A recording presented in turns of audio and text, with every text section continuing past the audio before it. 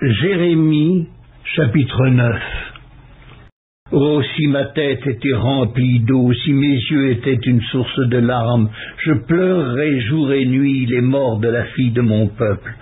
Oh, si j'avais au désert une cabane de voyageurs, j'abandonnerais mon peuple et je m'en éloignerais, car ce sont tous des adultères, c'est une troupe de perfides.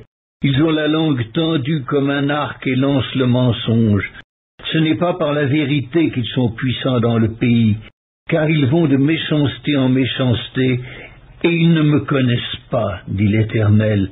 Que chacun se tienne en garde contre son ami, et qu'on ne se fie à aucun de ses frères, car tout frère cherche à tromper, et tout ami répand des calomnies.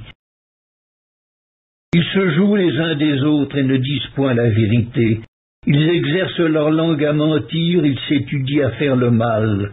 Ta demeure est au sein de la fausseté, c'est par la fausseté qu'ils refusent de me connaître, dit l'Éternel. C'est pourquoi ainsi parle l'Éternel des armées. Si je les sonderai, je les éprouverai, car comment agir à l'égard de la fille de mon peuple?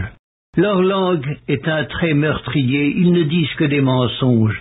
De la bouche, ils parlent de paix à leur prochain, et au fond du cœur, ils lui dressent des pièges. Ne les châtierai-je pas pour ces choses, dit l'Éternel? Ne me vengerai-je pas d'une pareille nation? Sur les montagnes je veux pleurer et gémir, sur les plaines du désert je prononce une complainte.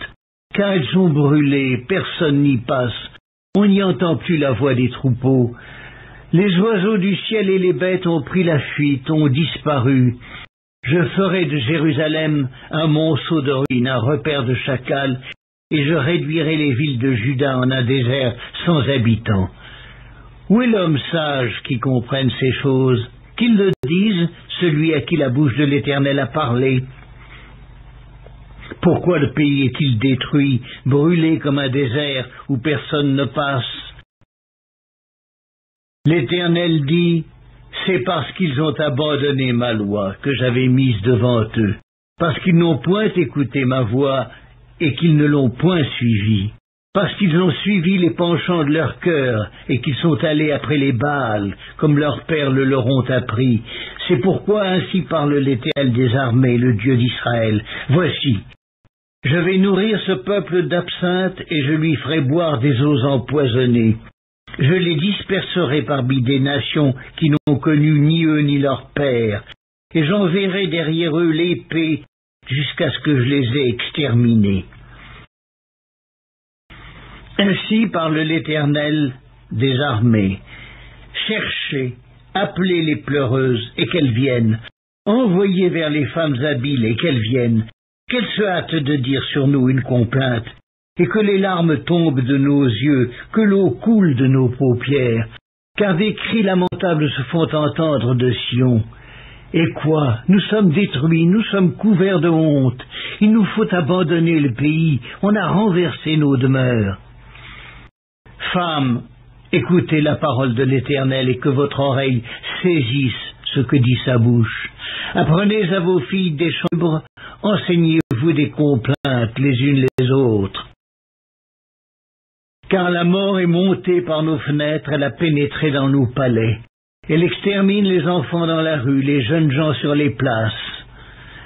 Dis, ainsi parle l'Éternel, les cadavres des hommes tomberont comme du fumier sur les champs, comme tombe derrière le moissonneur une gerbe que personne ne ramasse. Ainsi parle l'Éternel, que le sage ne se glorifie pas de sa sagesse, que le fort ne se glorifie pas de sa force, que le riche ne se glorifie pas de sa richesse, mais que celui qui veut se glorifie d'avoir de l'intelligence et de me connaître, de savoir que je suis l'Éternel qui exerce la bonté, le droit et la justice sur la terre, car c'est à cela que je prends plaisir, dit l'Éternel. Voici, les jours viennent, dit l'Éternel, où je châtierai tous les circoncis qui ne le sont pas de cœur, l'Égypte, Juda, Édom, les enfants d'Ammon, Moab, tous ceux qui se rasent les coins de la barbe, ceux qui habitent dans le désert, car toutes les nations sont incirconcises, et toute la maison d'Israël a le cœur incirconcis.